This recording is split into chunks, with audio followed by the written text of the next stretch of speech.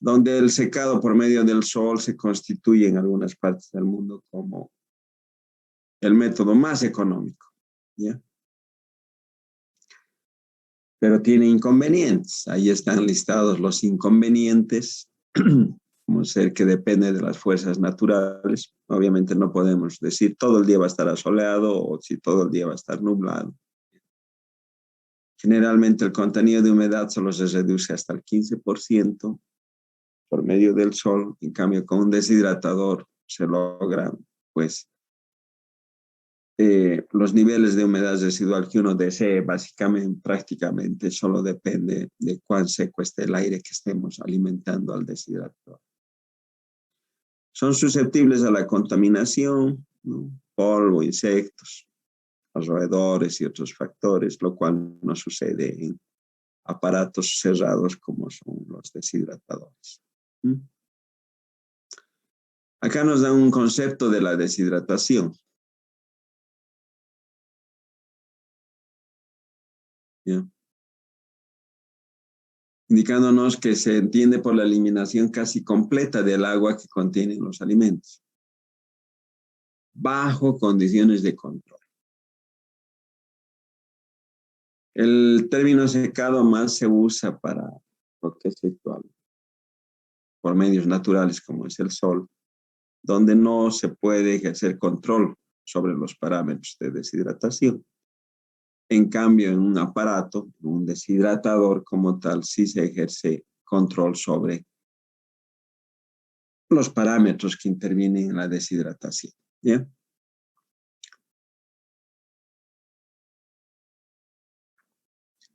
¿Cuál es el criterio con el cual se juzga la calidad de un alimento deshidratado? ¿En qué medida se deja reconstituir? ¿Ya? Y una vez reconstituido, se parece al producto inicial. ¿Ya? Lo más posible, casi indistinguible debiera ser.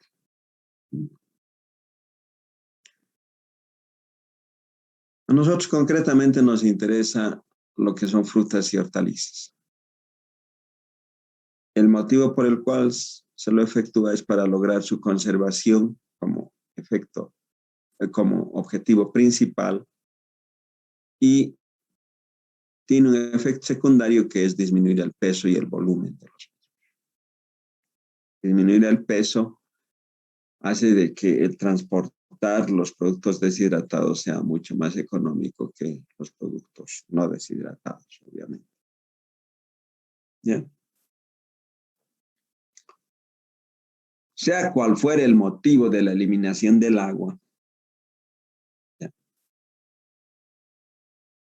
Los procesos de deshidratación se basan en principios científicos sólidos, como es la transferencia de calor y la transferencia de masa. O sea, para que pueda eliminarse el agua del alimento, es importante que haya transferencia de calor. ¿Y esta qué hace? Eleva el calor sensible del alimento y proporciona el calor latente de evaporación a las moléculas de agua en estado líquido para que cambien de estado al de vapor. Una vez que se genera el vapor de agua, hay la necesidad de transferir este vapor de agua hacia el exterior. ¿Ya? Entonces, dos etapas importantes: la introducción de calor al producto y la extracción de humedad del producto. Se deben dar esas dos etapas. Como a nivel industrial lo que interesa es hacer los procesos lo más rápido posible, entonces todo lo que se hace, los aparatos y equipos, están diseñados de tal manera que se hace todo lo posible por introducir lo más rápido posible el calor, por mejorar las condiciones de transmisión de calor, ¿ya? Y obviamente para dar curso a la transferencia de masa, es decir, que debemos sacar del medio al vapor de agua. O sea, se debe hacer todo el esfuerzo posible para acelerar las velocidades de transmisión de calor. Al respecto, hay que tomar en cuenta los siguientes aspectos.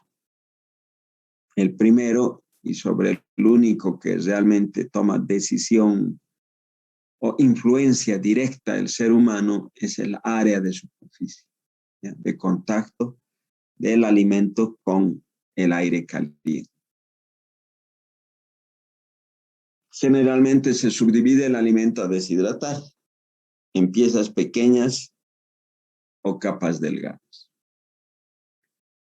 Hay dos razones por las cuales se hace esto, aquí está mencionando. El subdividir proporciona una mayor área de superficie de contacto con el medio de calentamiento. Como han aprendido en operaciones básicas, una mayor área permite una mayor velocidad de transmisión de calor, que es lo que se busca. ¿Ya? Por otro lado, las partículas más pequeñas o capas más delgadas reducen la distancia que debe recorrer el calor hasta el centro del alimento. Y también reducen la distancia que la humedad del centro del alimento tiene que recorrer hacia afuera para finalmente escapar como vapor de agua. ¿Ya? Entonces, ¿qué parámetros intervienen durante la deshidratación? La temperatura. Todo esto también ya se ha visto en operaciones. Cuanto mayor sea la diferencia de temperatura entre el medio de calentamiento y el alimento, mayor será la velocidad de transmisión de calor. Bien. Entonces, importante fijar un nivel de temperatura. Por otro lado, cuanto más caliente está el aire, más humedad puede absorber. ¿Ya? En alguna de las ingenierías de procesos agroindustriales se estudia más de cerca el aire. Y es ahí donde se les aclara estos aspectos. Resulta que cada volumen, un determinado volumen de aire, ya tiene la capacidad de absorber cierta cantidad de vapor de agua. Por eso es que se habla de la humedad relativa del aire, que va desde 0%, que es un aire totalmente seco, sin nada de humedad, hasta un aire que tiene 100% de humedad relativa, que es un aire que se ha saturado de absorber vapor de agua y prácticamente forma neblina y empieza a llover. O sea que desprende humedad, haciendo que se formen las gotas de lluvia. ¿Ya?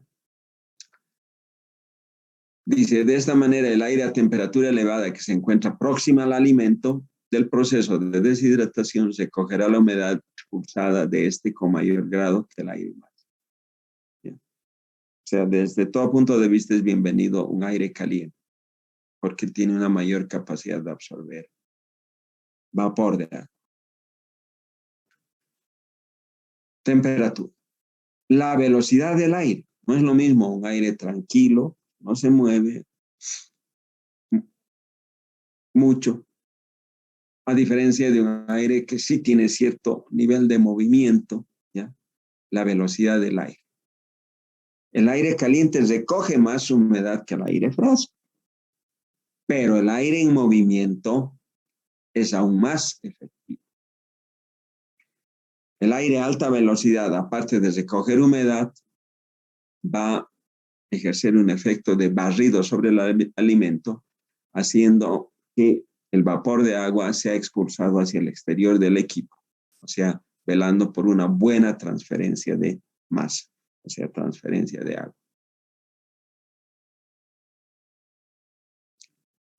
Sequedad del aire. Ya hemos visto temperatura, velocidad del aire, sequedad del aire. Cuando el aire es el medio desecado, y ese es el más habitual, procesos de deshidratación, cuanto más seco esté, mayor será la velocidad del proceso. Compárenlo con una esponja seca al aire seco. Y hemos derramado algo de humedad sobre el mesón y queremos absorber. Si la esponja está seca, rápidamente lo va a absorber y va a hacer desaparecer la humedad. Pero si la esponja ya está húmeda, va a tardar, ¿ya?, en absorber esa humedad. El aire seco tiene el poder de absorber y retener humedades, como la esponja. ¿Sí? Absorbe y retiene. Si queremos recuperar su capacidad de absorción de agua, ¿qué hacemos? Vamos y lo exprimimos en algún lugar por donde se evacúe el agua. Y otra vez la esponja está ahí lista para seguir absorbiendo agua. Del mismo modo, el aire caliente que absorbe humedad se satura parcialmente y al recalentarlo, elimina el vapor de agua que ha absorbido, ¿ya? Y otra vez tiene una mayor capacidad de absorber agua. Y esto es algo importante. La sequedad del aire, o sea, cuán seco está el aire, cuán seca está esa esponja, determina hasta qué punto se puede bajar el contenido de humedad del alimento en proceso de deshidratación. O sea que cuánta humedad va a poder perder el alimento depende de la sequedad del aire que está circulando dentro del aparato. Los alimentos deshidratados son higroscópicos, o sea, son sedientos de vapor de agua. Por lo tanto, hay que envasarlos en envases adecuados que no permitan su rehidratación. Cada alimento tiene su propia humedad residual de equilibrio. ¿Ya? En un mismo deshidratador, vamos a ver que un determinado alimento va a poder llegar a una cierta humedad, a un cierto porcentaje de humedad residual de equilibrio y otro a otro nivel. Entonces, ¿qué es la humedad de equilibrio, residual de equilibrio? Es la que contiene una temperatura determinada, en que ni entrega humedad a la atmósfera ni recoge humedad de la atmósfera. ¿Ya? Esa es la humedad residual de equilibrio. Y ahí ya tenemos que hablar de lo siguiente. Cuando se representan estos datos que se obtienen, ¿ya? De la temperatura del aire y de la humedad relativa del aire, se obtienen unas isotermas de absorción, ¿ya? Y nos dicen aquí ver el esquema, que aquí no se está viendo, pero enseguida les voy a mostrar. Y dan un ejemplo, dicen, ¿no? A 100 grados centígrados y 40% de humedad relativa. Ya, si esto lo tienen a la mano, ténganlo porque yo voy a cambiar de pantalla, ¿ya?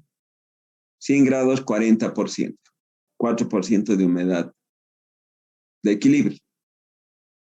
Deseamos modificar, que no sea 4% la del equilibrio, sea 2%, vean, con ese mismo aire desecado de 100 grados centígrados, necesitamos un aire con una humedad relativa del 15%, o sea, un aire más seco, con menos humedad, para que ese hecho de que tenga menos humedad le permita absorber más humedad y bajar del 4% al 2%. Bien, pero yo sé que eso no ha quedado nada claro, así que vamos a ir a aclarar ese aspecto.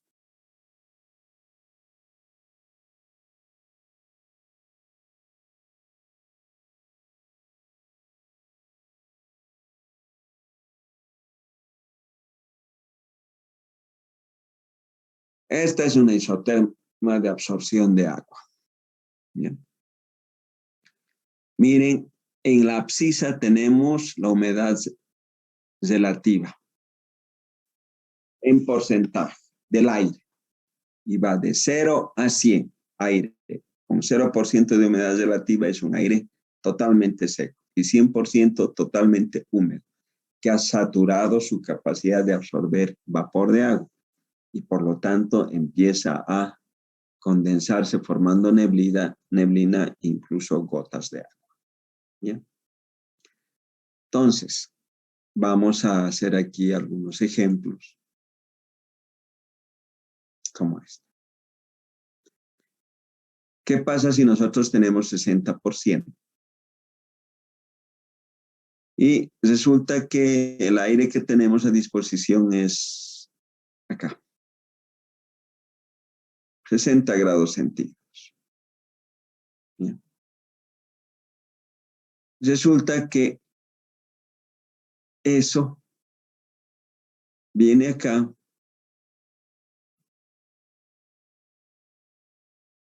más o menos va a estar entre 0,10 y 0,11.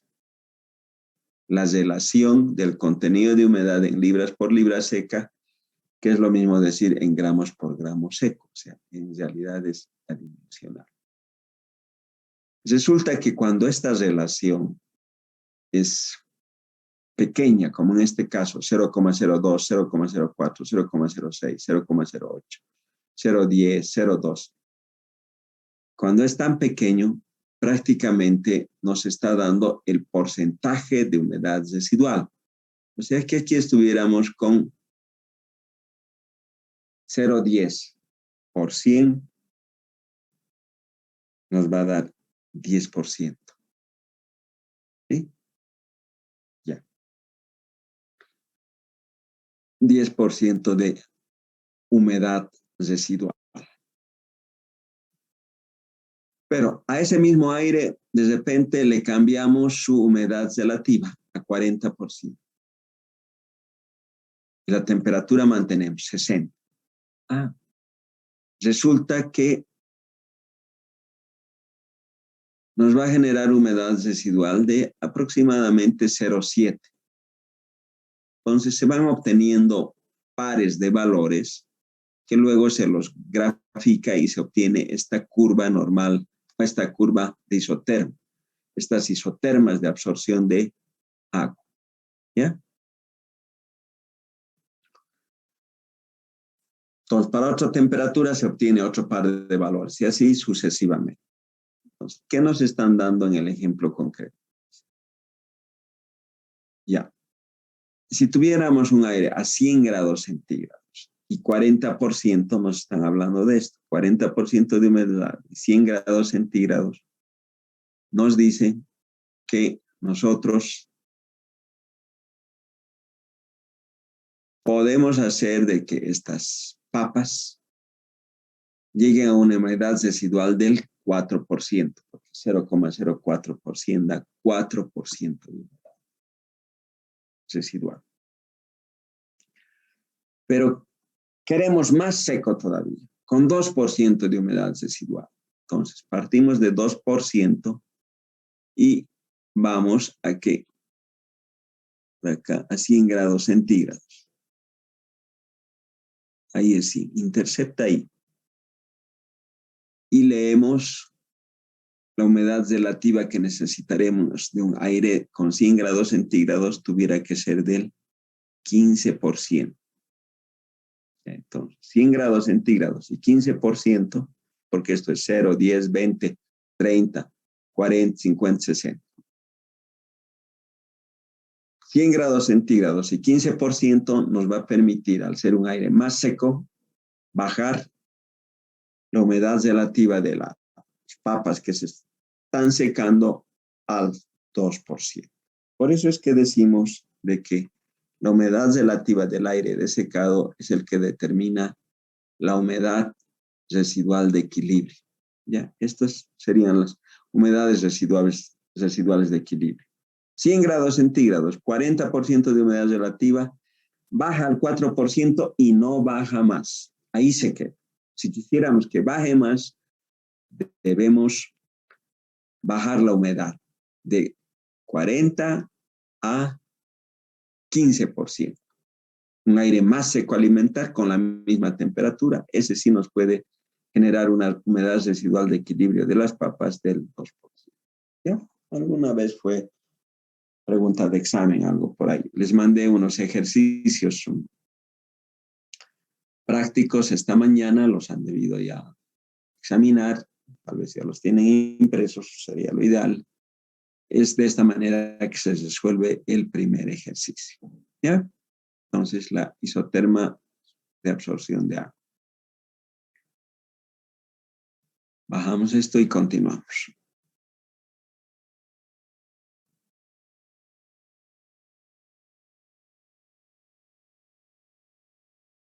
Nos dicen que se han establecido isotermas de absorción de agua similares para una variedad de productos alimenticios y que habría que consultar la bibliografía especializada.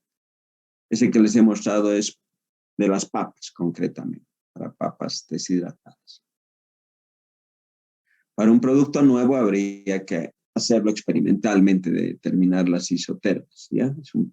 Mediante la experimentación.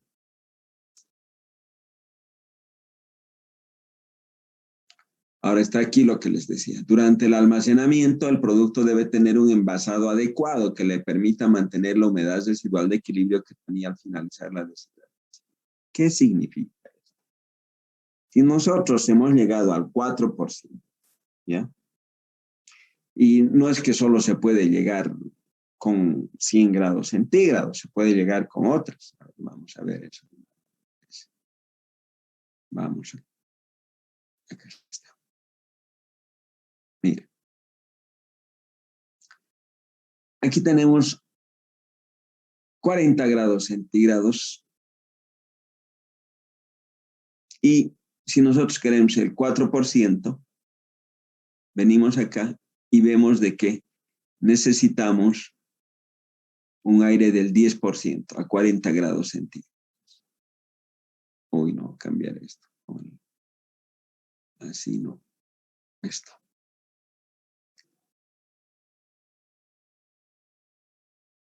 ¿No? Entonces, 40 grados centígrados, 10% de humedad relativa del aire, también nos va a proporcionar 4%. O sea, se lo puede hacer con diversas temperaturas, combinaciones de temperatura y humedad relativa del aire. Entonces, supongamos que lo hemos obtenido a 20 grados, o diré aquí a 40 grados centígrados con una humedad del, perdón, hagamos con 60 grados centígrados, acá, que es lo más razonable, 60 grados centígrados, bien. Estamos hablando casi de un 42% de humedad relativa del aire, 60 grados centígrados.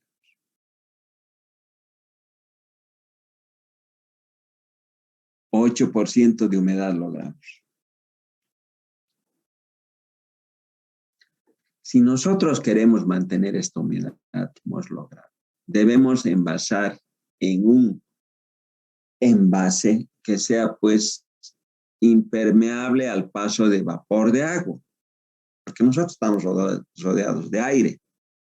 Cuando en las emisoras dicen tenemos 40% de aire, significa que hay humedad por cada unidad de volumen del aire, hay 40% de eso es vapor de agua. O sea que el alimento envasado está siendo rodeado de aire que tiene humedad.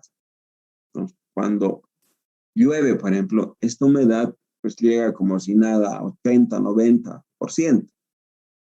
Entonces, ¿qué pasa con nuestra temperatura del medio ambiente? Si fuera 60 nomás, vamos a ver. Y nosotros estamos almacenando a, supongamos, 30 grados centígrados. Ya eso está entre 20 y 40. Vean cómo esto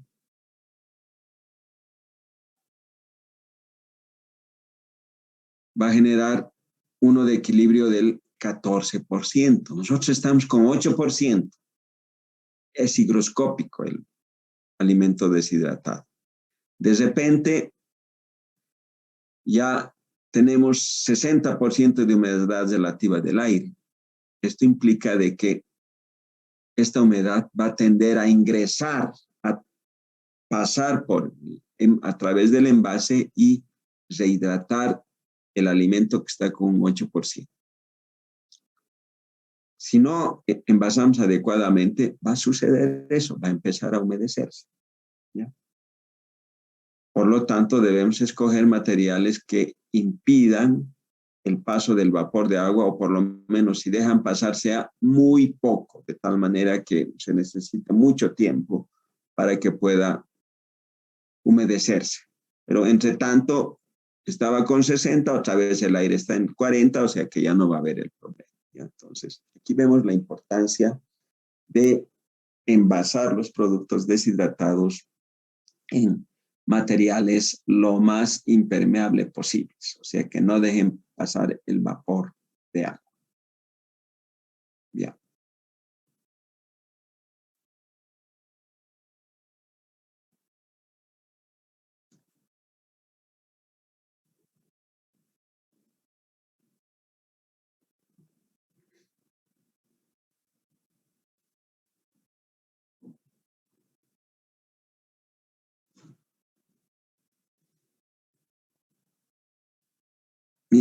Así hemos explicado esta partecita que dice esto. Durante el almacenamiento, el producto debe tener un envasado adecuado que le permita mantener la humedad residual de equilibrio que tenía al finalizar la deshidratación.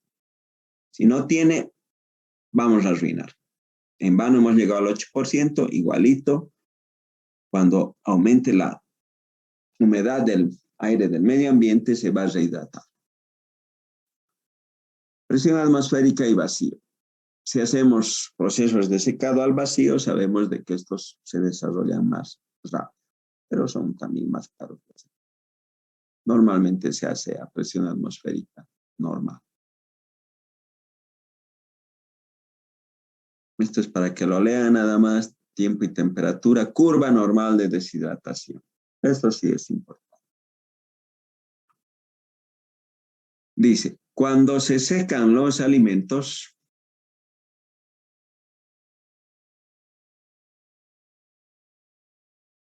no pierden agua a una velocidad constante hasta que estén completamente secos.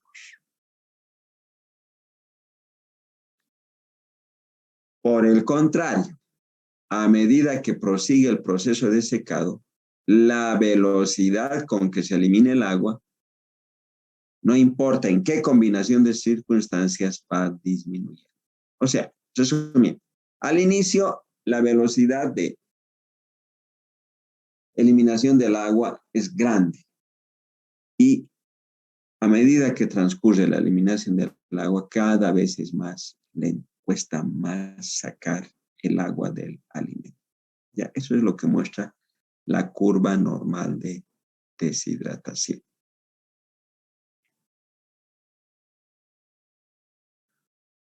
Entonces vamos a ver una curva normal de deshidratación.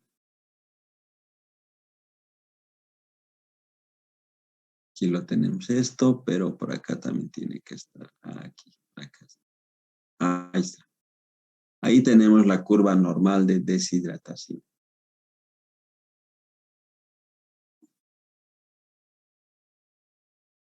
Dice, cambios de la humedad contenida por cubos de zanahoria durante la deshidratación. Como podemos ver, ahora lo vamos a agrandar para que lo vean mejor. Aquí tenemos en la abscisa el tiempo, que va desde 0 horas, 2, 4, 6, 8, 10, 12 horas.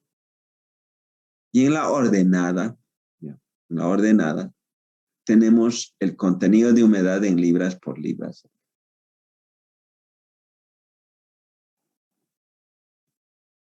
¿Qué es eso? Como su nombre indica, ¿cuánta humedad hay en gramos por cada gramo seco? Es adimensional porque libra con libra se va, gramo con gramo se va. ¿Ya?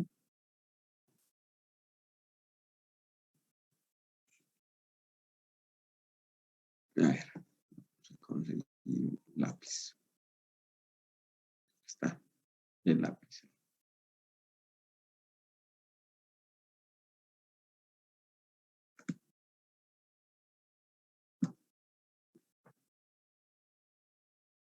Ya, ahora sí. ¿Qué está tabulado acá? Miren que esto es una escala logarítmica. ¿Ya? Es como las curvas de muerte térmica. Es una escala logarítmica. En cambio, la abscisa es una escala normal. Aquí la ordenada es una escala logarítmica. ¿Ya? Y ojo, que aquí le falta un puntito, ¿no? Dice punto 2, punto 1, 0,08. Estos ya son. Las isotermas están graficadas en este mismo tipo de gráfico. Y la parte que analizábamos era más o menos este sector nomás. Por acá nomás es donde podemos indicar de que estos valores serían porcentajes de agua. ¿Qué significa 0,08? Por 100, 8%. 0,10 por 100, 10%. 0,06 por 100, 6%. Más arriba ya no es así, porque lo que en realidad aquí está tabulado es H, la humedad en gramos, Eso es lo que dice contenido de humedad en libras acá. ¿Ya? Es una H, ¿ya? Dividido entre la materia seca. Para nosotros, materia seca, los que han hecho operaciones ya saben, es materia seca, MS. Esa relación es la que está graficada aquí. H entre MS, la curva normal de deshidratación. ¿Ya? Y resulta que al inicio tenemos una determinada cantidad de humedad y tenemos una materia seca, lo dividimos y de ahí parte eso. En este caso es 8. Metemos al deshidratador, empieza a transcurrir el tiempo. Y así vamos a ver de que a medida que transcurre el tiempo vamos a ir obteniendo estos valores tabulados, estos puntitos. ¿Ya? Y uniendo estos puntitos se obtiene esta casi recta. ¿No?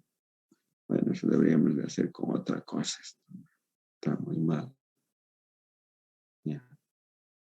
Entonces venimos acá y cambiamos esto por algo así. De cambiar el color, no uno azul. Y obtenemos esto que es casi una recta, ¿no? Con ligeras variaciones. Luego hay un quiebre drástico, ¿vean? La pendiente es otra.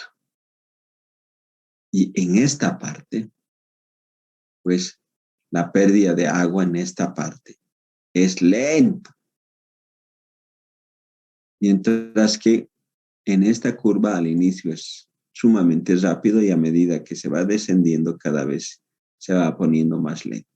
¿Ya? Tiene dos partes bien claras, definidas. O sea que esto está mostrando que hasta más o menos un 10% hay una pérdida de agua relativamente rápida y a partir de ahí se pone sumamente lento.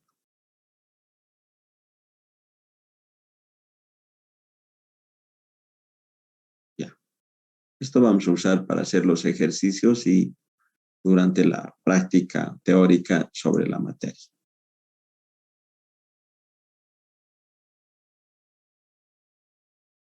Esa es la curva normal de deshidratación. Aspectos actuales importantes de la deshidratación.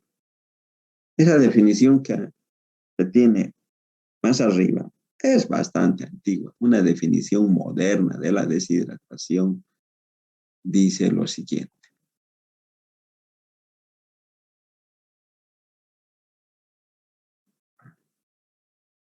No aparece. ¿Qué problema? Hace sí, no sé por qué. Miren, aparece y desaparece. No puedo agarrar el lápiz. Ahora sí. Ahora sí se sin agarrar.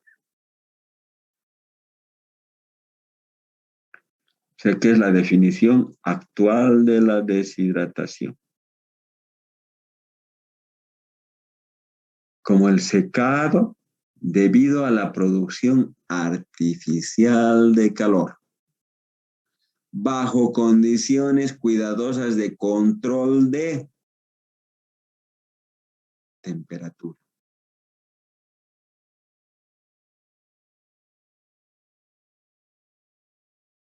Humedad relativa, movimiento de aire. ¿Ya?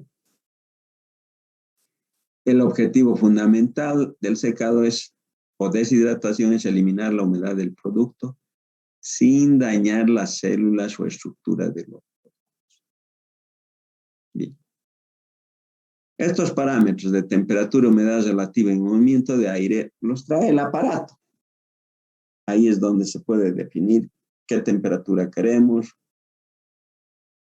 cuál va a ser el volumen del aire que va a introducir el aparato y si es más sofisticado va a tener para poder regular la humedad relativa del aire que entre ahí dentro del aparato. Y eso ya es más sofisticado, más caro. Lo que habitualmente tiene es control de temperatura y movimiento. ¿Ya? Pero dentro de los aspectos que influían en la velocidad de la deshidratación, habíamos hablado el área de superficie de contacto. Es aquello donde el industrializador toma decisión directa, no depende del aparato de deshidratación, eso depende del industrializador. ¿Ya? ¿Cuál va a ser el área de superficie de contacto del aire con el alimento?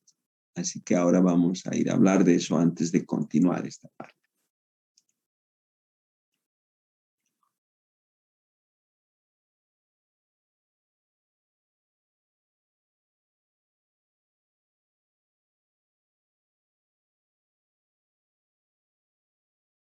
Ahí tenemos. Oh, no, ya nada. Esto es algo que hemos pasado. Esto está después, que no sé. Aquí está.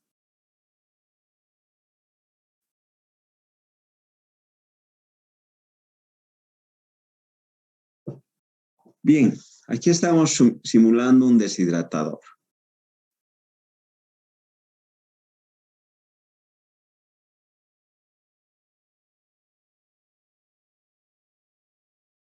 ¿Ya?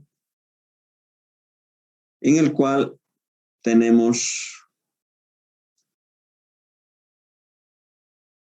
un trozo de vegetal, el cual queremos deshidratar.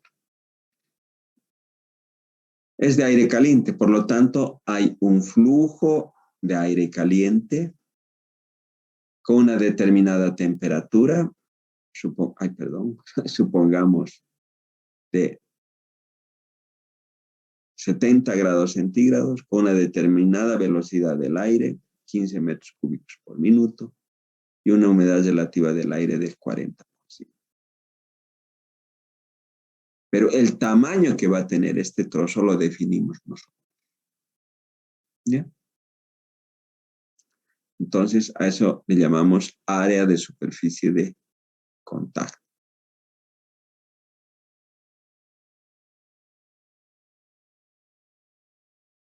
¿Cómo es esto?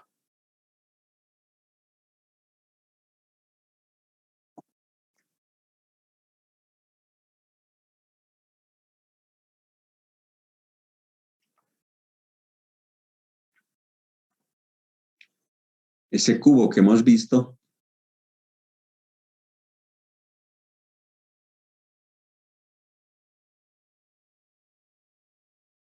¿ya?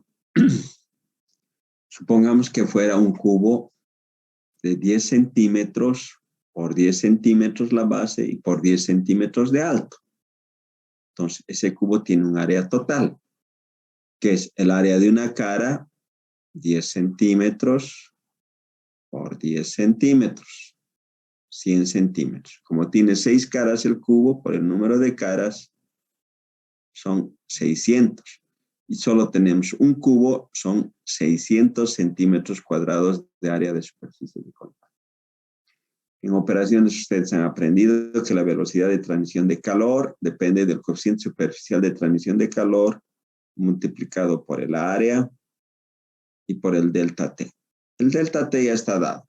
70 grados centígrados menos la temperatura del alimento que metemos a 25, 45 grados centígrados. El área de superficie de contacto es lo que estamos analizando. En el primer caso tuviéramos 600 centímetros cuadrados. Pero ¿qué pasa si nosotros decidimos fraccionar este cubo?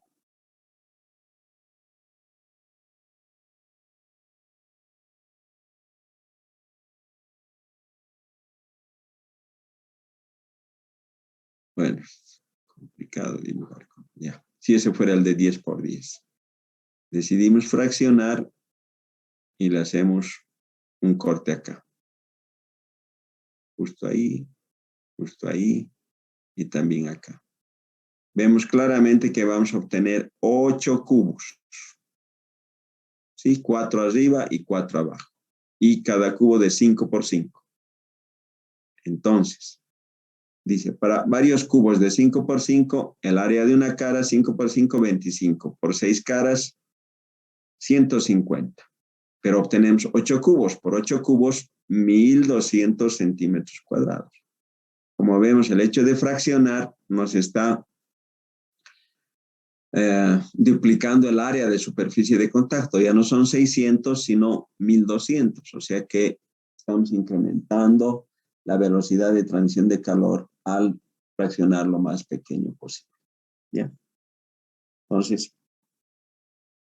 es muy importante definir el tamaño del trozo, porque esto va a definir en gran medida la velocidad de la transmisión de calor. Y queda claro, a mayor área de superficie de contacto, mayor será la velocidad de transmisión de calor, que es lo que nos interesa. ¿Ya? Ya. Con esas ideas, retornamos a la teoría.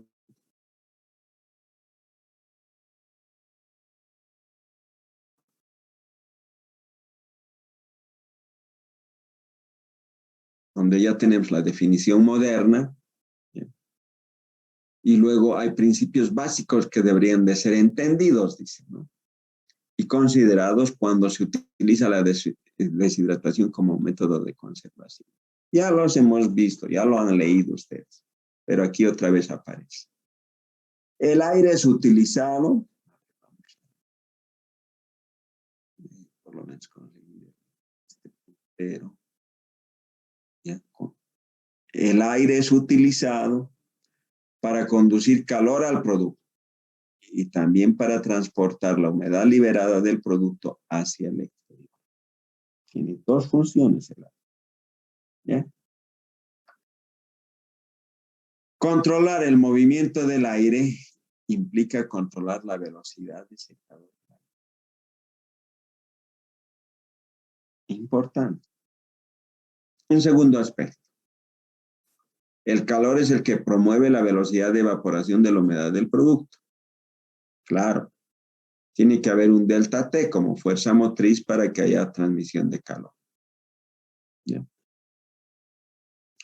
Entonces, la intensidad de evaporación de agua de una superficie es directamente proporcional a la velocidad del aire. La velocidad del aire durante la deshidratación debe ser de 300 pies cúbicos por minuto como mínimo a 600 pies cúbicos por minuto como óptimo. Eso es lo que recomiendan para un proceso de deshidratación en cuanto a la velocidad del aire. ¿Bien? Entonces, un tercer aspecto es saber que la humedad relativa del aire desecado, la cantidad absoluta de vapor de agua que puede absorber el aire se duplica aproximadamente cada 27 grados Fahrenheit de aumento de temperatura.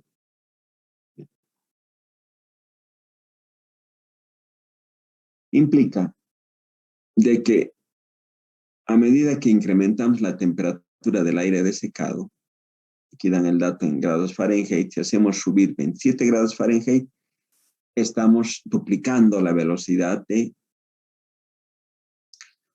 la cantidad de absoluta de vapor de agua que pueda absorber. ¿Ya? Entonces, importante el nivel de la temperatura, la velocidad de la temperatura y la velocidad del aire y la temperatura, obviamente. Ya lo que ya habíamos hablado anteriormente. Temperatura, velocidad, ¿ya? Y obviamente la humedad relativa. Ahora nos habla más de cerca de la humedad relativa. Dice, si la humedad relativa del aire, HR es para la humedad relativa, HR mayúscula, y HR minúscula es humedad residual. HR mayúscula para humedad relativa. Si la humedad relativa del aire es muy baja, o sea que estamos hablando de 20, 10% de humedad relativa del aire. Y la temperatura tan alta, pero una temperatura alta, 100 grados, 120, 150 grados. Bajo esas condiciones, el aire es súper higroscópico. O sea, si es tan baja la humedad relativa y la temperatura tan alta que la humedad evacuada es evacuada muy rápido o más rápidamente de la superficie. O sea, súper rápido se lo absorbe al vapor de agua que se está formando de la deshidratación. Cuando esto es muy rápido o más rápido de lo que el agua que está dentro del alimento pueda difundir, ¿ya? Resulta que la superficie exterior podría endurecerse, resecarse, como quemado se hace, y hasta podría taponarse los canales que quedan abiertos debido a que el agua que estaba ahí ha cambiado de estado a vapor y abandonado. Entonces queda como una esponja, ¿no? Donde hay espacios de aire.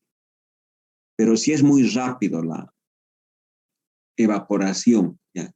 Porque la humedad relativa es muy baja y la temperatura tan alta, sucede que esto lo contrae demasiado, es como el apretar una esponja, y una esponja apretada, pues ya pierde su capacidad de absorber agua, ¿ya? En este caso, el alimento es el que se cierra y impide la adecuada salida del vapor de agua a través de su superficie. Entonces, se endurece. Por lo cual, dice, durante el secado, la velocidad de evaporación es retardada. Hay que retardar la velocidad de evaporación por el control de la humedad relativa del aire. Así se controla la velocidad de difusión del agua uniformemente a través del tejido, ¿ya? Permitiendo al producto secarse sin ocasionar endurecimiento. La definición decía, ¿no?, que el proceso de eliminación de agua debiera ser sin dañar la estructura de la mercancía, del alimento. Pero si tenemos un resecamiento, endurecimiento de la parte externa del producto, estamos pues dañando la estructura y no estamos haciendo una deshidratación adecuada, ¿ya?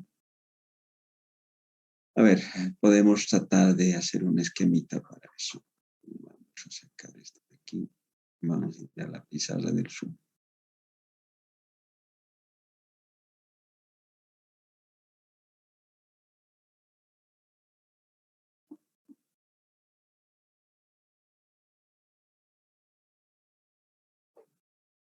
Entonces,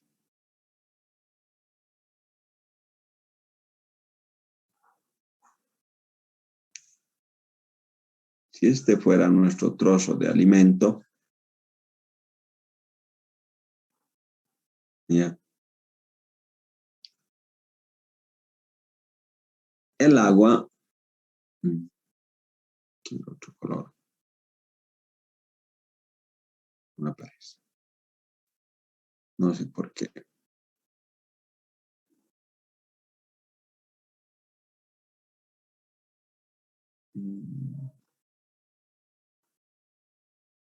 ¿Dónde se fue?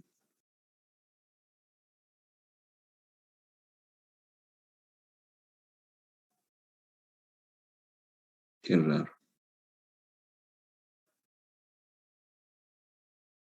Ahora sí. Ahora sí aparece esto. El agua, que lo vamos a tener con azul, primero sale de la superficie exterior. Rapidito, porque está ahí cerquita.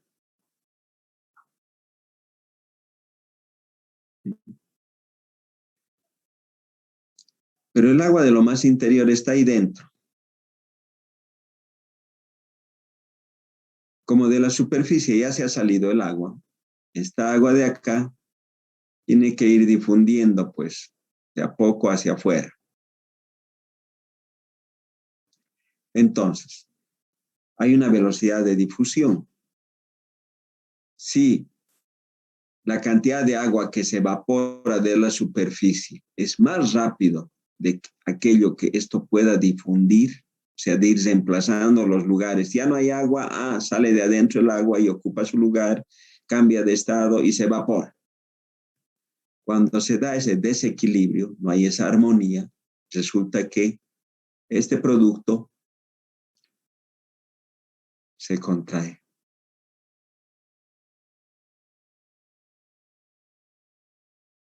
Puede ser algo así. No me gusta este dibujo.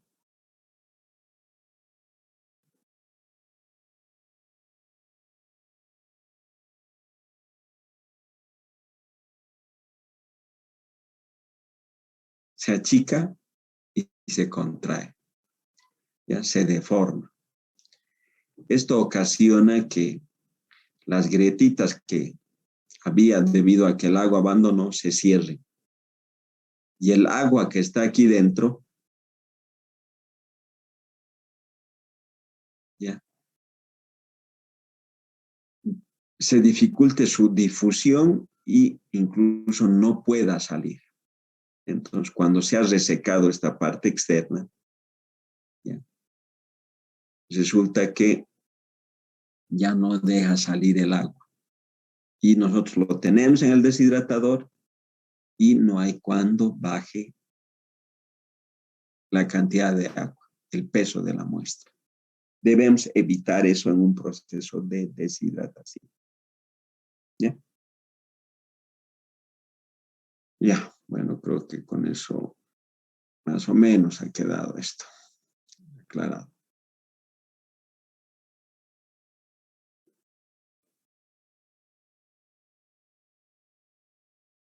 Hay un cuarto aspecto importante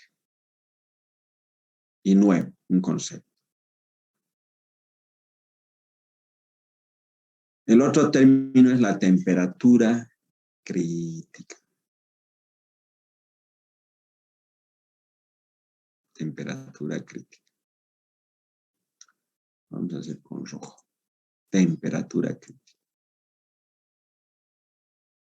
Cada alimento tiene su propia temperatura crítica.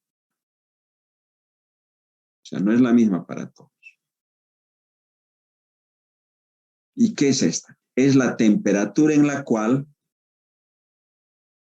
cuando el alimento está casi seco, solo ahí es importante la temperatura. Cuando el alimento está casi seco, este podría sufrir cambios indeseables de color y sabor. Y no queremos que le dé eso a nuestro producto deshidratado, que tenga cambios de color y sabor. Por lo tanto, cuando ya está casi seco, es importante no sobrepasar la temperatura crítica, porque si sobrepasamos, le va a dar cambios de color y sabor. ¿Ya? Nos dicen que para una mejor comprensión se debe analizar el esquema de secado en 2 etapas.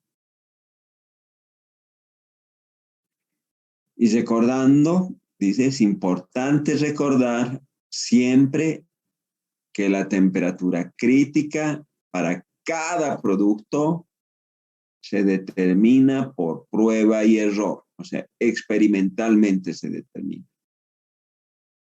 Idealmente la reducción de la humedad debiera ser lo más rápido posible, ¿ya? Pero sin ocasionar endurecimiento del producto.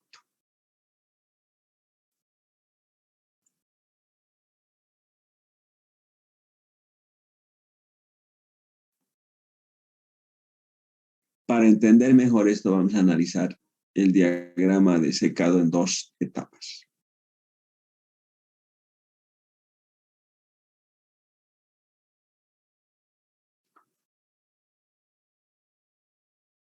Ahí tenemos la curva normal y ahí está el diagrama de secado en 2 etapas. Está en inglés.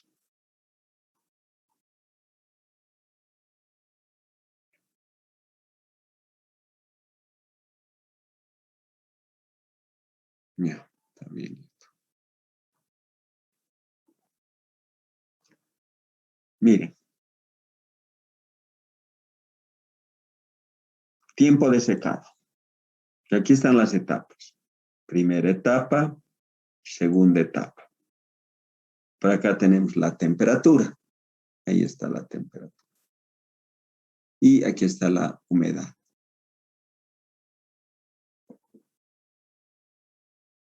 La temperatura crítica está ubicada acá, ¿eh? Esa es la temperatura. Critical temperature. Esa es la temperatura crítica. Que para la papa, por ejemplo, es de 70 grados centígrados. Cuando sobrepasamos los 70 grados centígrados al deshidratar la papa, le va a dar cambios de color y sabor. No queremos eso. Un deshidratador de 2 etapas es uno más eficiente que una sola etapa. Y vean cómo la temperatura del bulbo seco, que es la del aire caliente, está muy por encima de la temperatura, a ver, crítica. Aquí está la temperatura del bulbo seco. Miren, esa es. Esa es la trayectoria que tiene.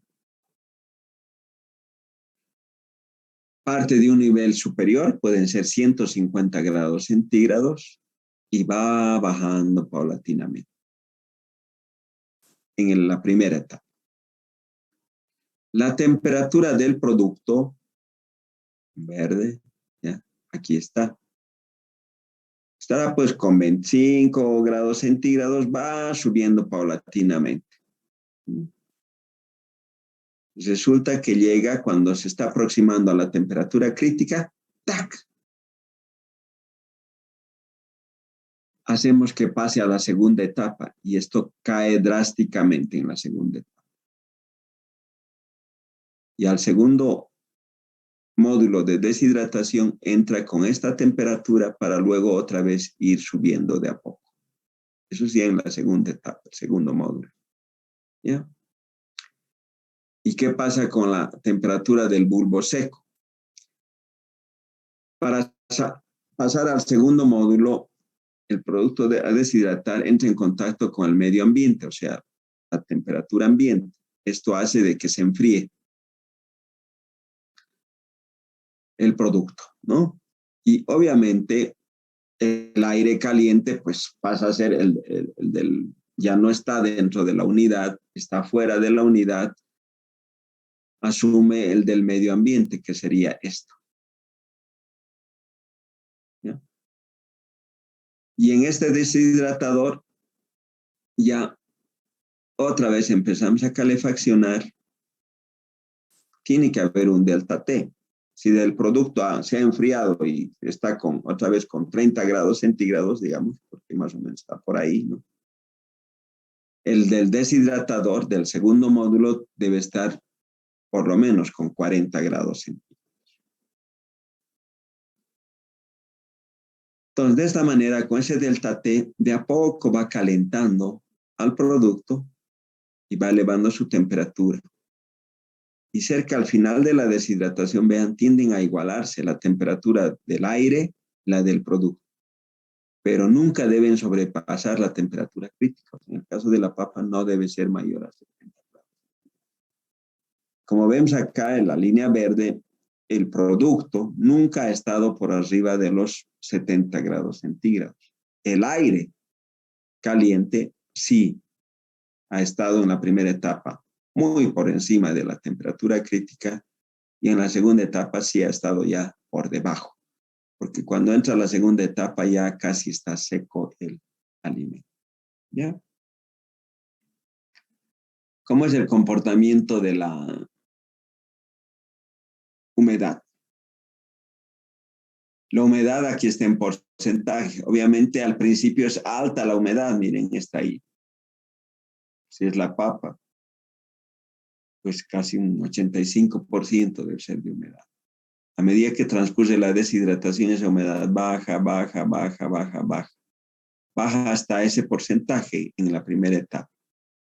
En la segunda etapa sigue bajando, bajando, bajando, bajando hasta que termina. Y llega a niveles del 1 al 5% de humedad. Porque aquí es 0 y aquí arriba va subiendo.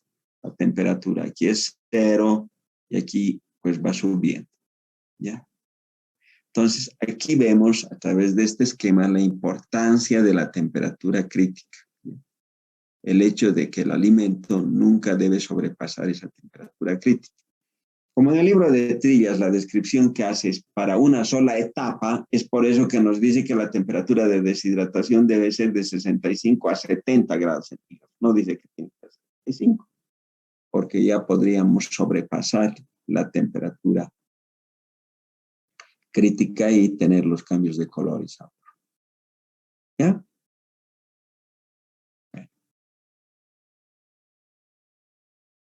Esa es la teoría prevista de la deshidratación, donde deben quedar claros el concepto de los parámetros que intervienen en la deshidratación: temperatura, velocidad del aire, humedad relativa del aire, y lo cual está en el equipo, se puede, a través de controles en el equipo, se determina el área de superficie de contacto, lo determina el ser humano, dependiendo cuánto lo fracciona, para incrementar el área de transmisión de calor. ¿Ya? Y si hacemos en una sola etapa, la temperatura del deshidratador nunca debe estar por encima, o del deshidratador puede estar por encima de 70, de hecho podemos poner a 75, 80. Lo importante es que la temperatura del producto, o sea, esto no suba nunca, no sobrepase la crítica, máximo está ahí. Si es de una sola etapa, de a poco va a ir subiendo, ¿no? Y antes de que, como no es, solo fijamos a los 70, pues del aire está en 70 y del producto no llega a los 70, siempre va a estar por debajo. ¿Sí? De hecho, el producto llegará a lo mucho a los 68, perdón, sí, 68. Y habitualmente es un delta T de 5 que se tiene, o sea, el producto probablemente llegue solo a 65 grados centígrados, cuando el aire está a 70. ¿Bien? Entonces, como en uno de una sola etapa regulamos desde el inicio la temperatura, ya lo colocamos directamente en 70. De tal manera que a medida que va perdiendo el agua, sabemos que el producto nunca va a sobrepasar los 70, porque ¿cómo habría de sobrepasar? Imposible. No se puede poner más caliente el medio calefactor. ¿Ya? En las presenciales solía a veces preguntar algo sobre este esquema y obviamente había que tenerlo en la cabeza. Aquí en las virtuales no tiene sentido, porque